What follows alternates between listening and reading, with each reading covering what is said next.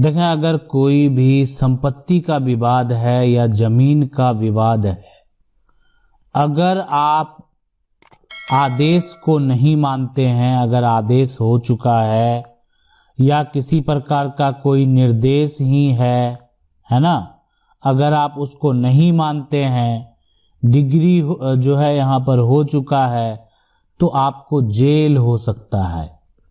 क्यों होगा जेल? आखिर आपने क्या किया है जो आपको जेल हो जाएगा?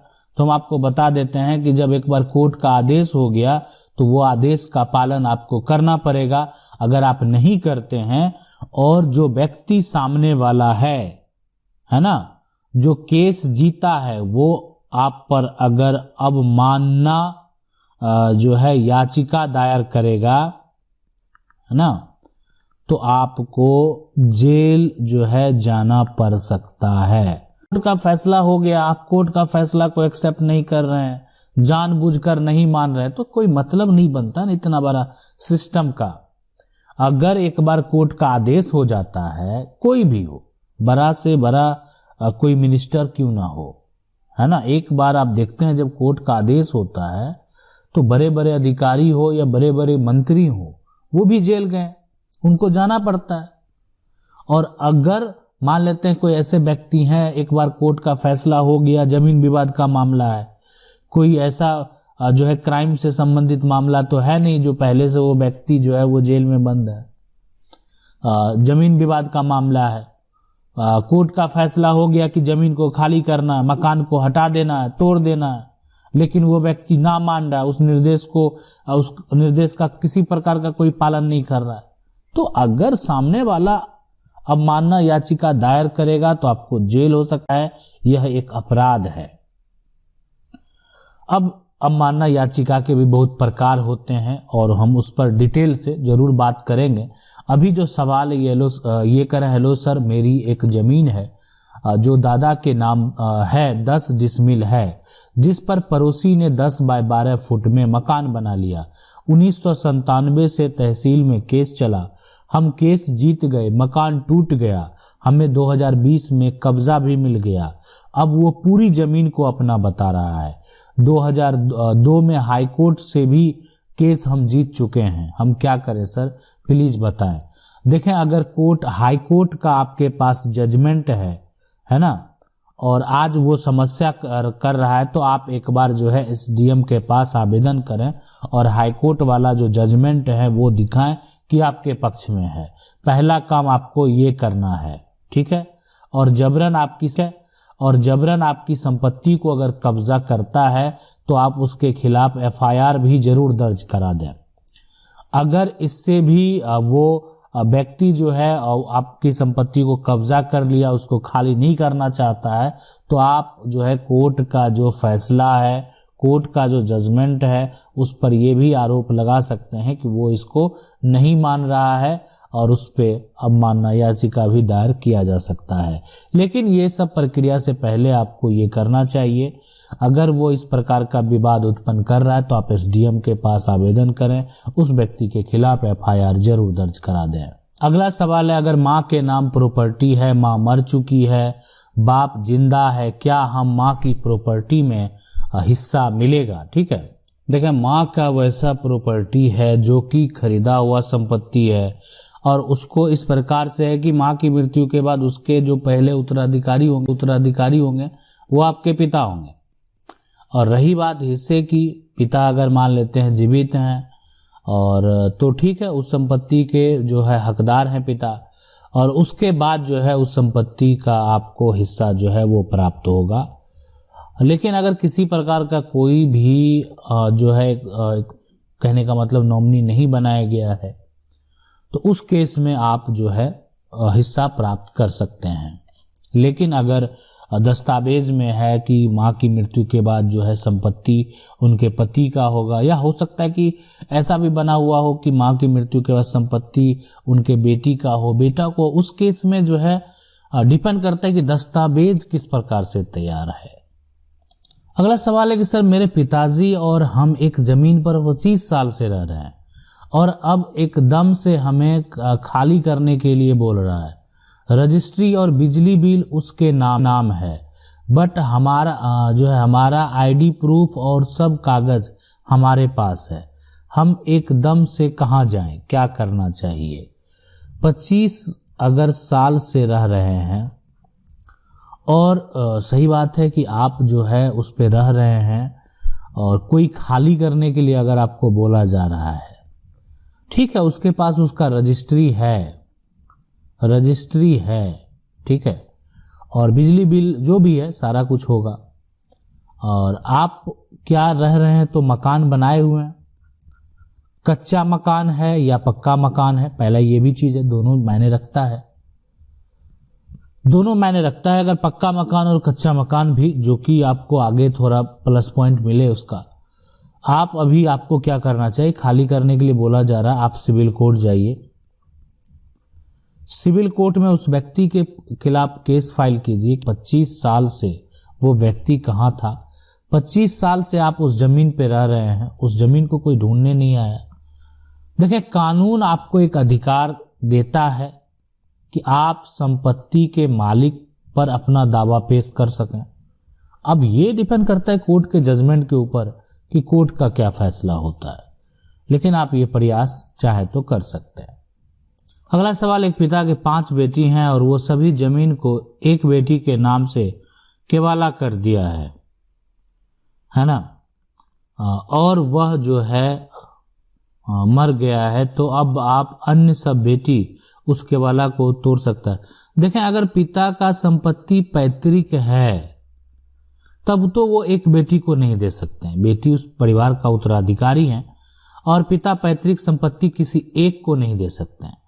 लेकिन पिता का वो संपत्ति अर्जित है, पिता ने खुद की कमाई से वो अर्जित संपत्ति पिता दे सकते हैं। पैतृक संपत्ति अगर पिता का है तो पैतृक संपत्ति वो यानी किसी एक के नाम नहीं कर सकते, ठीक है। सवाल है कि दूसरा कोई अपना जमीन जो है बेचा, कोई अपना जमीन अगर बेचता है तो अभी पूरा जमीन का मान लेते हैं, थोड़ा ज्यादा बेच दिया, अधिक बेच दिया, कुछ मेरा भी जमीन बेच दिया, वो अब सर्वे में कट गया है, वो कैसे लें, पैसा ज्यादा वो मांगता है, कोई उपाय बताएं।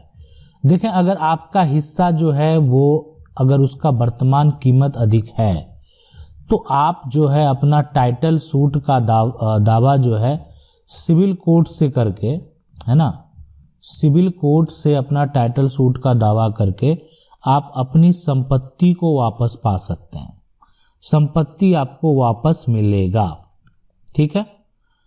लेकिन आप कोर्ट के किसी वकील से बात करेंगे, जो समस्या है वो बताएंगे, और आपका जो है वो, इसलिए कि देखें कोई किसी का हिस्सा नहीं बेच सकता, अधिक आज बेच रहा है, हिस्सेदार जिस दिन अपनी लड़ाई शुरू करेगा हिस्सा वापस देना होगा। सवाल है, सर मेरे साथ भी ऐसा हुआ, मेरे जमीन का पेपर पुराना से है और नया किसी दूसरे के नाम चढ़ गया है और 107 लगा दिया। देखें, 107 लगाने से तो यहाँ पर कोई मतलब नहीं है, ये तो एक तरह से झगड़ा विवाद ऐसा कुछ हुआ होगा तो ये लग गया है। लेकिन अगर आपके साथ ऐसा हुआ कि आपके पास अगर पुराना जो कागज है, पुराना कागज अगर आपके पास है तो आप कोर्ट जाकर अपना दावा पेश कर सकते हैं। लेकिन अगर पुराना कागजात आपके पास नहीं है तो आप कुछ नहीं कर सकते हैं। पुराना कागजात है, नया किसी और के नाम पर हो गया है, तो नया किसी और के नाम पे चढ़ गया तो वो उसका मिस्टेक है। हाँ, लेकिन अगर उस व्यक्ति के पास कोई ऐसा रजिस्ट्री है जो कि हमारे पूर्वज ने उसको बेचा है तो उस केस में नया उसके नाम हो सकता है। लेकिन अगर उस व्यक्ति के पास ऐसा कोई दस्तावेज नहीं है तो नया उसके नाम से कैसे होगा, तो नया चढ़ ही नहीं सकता है। फिर सवाल है कि सर 2 पुश्तों से हम एक खेत में अनाज लगाते आ रहे हैं, आज हम वहां दुकान लगा दिए पर उस जमीन का कोई कागज हमारे पास नहीं है, इस स्थिति में हमें क्या करें?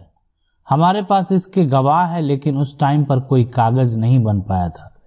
देखें, अगर आपके पास उसके गवाह हैं लेकिन जमीन का कागज किसके नाम है ये पता लगाना चाहिए।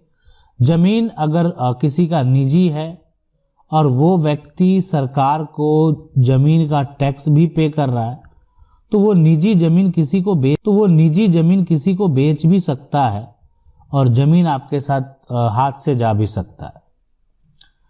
आपको अगर लगता है कि किसी प्रकार का कोई समस्या उत्पन्न होने वाला या होगा, तो आप भी अपना जो है, आप इसलिए कि 2 पुश्तों से रह रहे हैं, आप अपना प्रतिकूल कब्जा का जो है दावा है ना आप कर सकते हैं। आप सिविल कोर्ट में उस व्यक्ति जिसके नाम से वो जमीन है उस पे केस फाइल कर सकते हैं, मालिकाना हक का दावा कर सकते हैं। अब ये तो कोर्ट के जजमेंट के ऊपर डिपेंड करता है कि किसके पक्ष में फैसला होगा, किसका कागज गवाह सभी स्ट्रांग है। लेकिन आपके पास एक विकल्प ये बचता है। सवाल है सर, एक क्वेश्चन है, प्लीज रिप्लाई मी। 2 भाई हैं, उसका दोनों का एक एक बेटा है, एक नाम से केवाला है और एक जो है यहां पर सर्वे में दोनों के नाम हैं, लेकिन वो दूसरा भी जो है सर्वे यहां पर टूटने का केस किया है। सबका बंटवारा भी हो चुका है, बट पेपर खो गया, क्या करें? सारा जो है ज्वाइंट फैमिली आ रहा था कि गलत से नाम चढ़ गया है। देखें, सबसे बड़ी बात यह है कि जिसके पास उसका केवाला है वो अगर भाई है ना, और अगर वो बड़ा भाई है, परिवार में बंटवारा नहीं हुआ है, तो बड़ा भाई का जो संपत्ति अगर वो खरीदेगा ज्वाइंट में, तो उसपे तो छोटे का हक होगा ही। परिवार में आपको कुछ खरीदना है तो आप पहले अलग अपने नाम पर से जो है अपना सारा बंटवारा कर लें, उसके बाद जो है आप खरीदें। और वो भी रजिस्टर बंटवारा होना चाहिए। आपका बंटवारा हुआ नहीं, अब आप जो है ज्वाइंट फैमिली का संपत्ति खरीद रहे हैं, बड़ा भाई अपने नाम से खरीद रहा है, छोटा का तो उसमें हक बनेगा ही। तो छोटा कानूनी तौर पे अगर दावा करे तो हक प्राप्त कर सकता है। तो अगर ये इसमें दोनों भाई हैं और दोनों भाई का नाम आ गया है, तो यहां पर अगर सर्वे हो भी गया तो फिर दिक्कत नहीं होगा। सवाल है, दूसरे के खतियान में दादाजी का नाम दर्ज है, जमीन हमारे कब्जे में है और उसकी जमाबंदी और रसीद भी हम लोगों के पास है, लेकिन अब दूसरा आदमी एसडीओ कोर्ट में 144 केस कर जमीन पर अपना हक बता रहा है, जमीन को जोतने भी नहीं दे रहा है। देखिए, जमीन पर अगर दादा जो है, यहाँ पर दादा का नाम दर्ज है, जमीन आप ही के कब्जे में है ना, जमाबंदी रसीद आपके पास है, एसडीओ कोर्ट में केस करने से कुछ नहीं होने वाला है। अब 144 लगा दिया है ना। अब यहां पर लेकिन एक है कि दूसरे के खतियान में मेरे दादाजी का नाम दर्ज है। अब ये तो उसका पिछला रिकॉर्ड देखना पड़ेगा। आप अभी जो आपके कब्जे में प्लॉट है, आपके पास जमाबंदी है, आपके पास रसीद है, लेकिन जो पुराना कागज है वो उसी व्यक्ति के पास है जो अपने जमीन पर दावा कर रहा है ना, जो अपना जमीन होने का दावा कर रहा है। तो अगर पुराना दस्तावेज उसी का होगा और गलती से आपके दादाजी का नाम दर्ज हो गया होगा, तो ये जमीन को कानूनी तौर पे आप वापस नहीं पा सकते। कि ठीक है, उसको अधिकार है, वो कोर्ट जाएगा तो हो सकता है कि आपका जमाबंदी रसीद और वो साथ में जो खतियान में नाम दर्ज है वो सारा कुछ कैंसिल हो जाए, इसीलिए अगर किसी भी प्रकार का कोई त्रुटि हुआ है तो उसका सुधार होता है। आशा करते हैं वीडियो अच्छा लगा होगा। वीडियो को लाइक जरूर कर दें। चैनल को पहली बार देख रहे हैं, सब्सक्राइब करके जो बेल आइकन उसको जरूर दबा लें। मिलते हैं अगले वीडियो।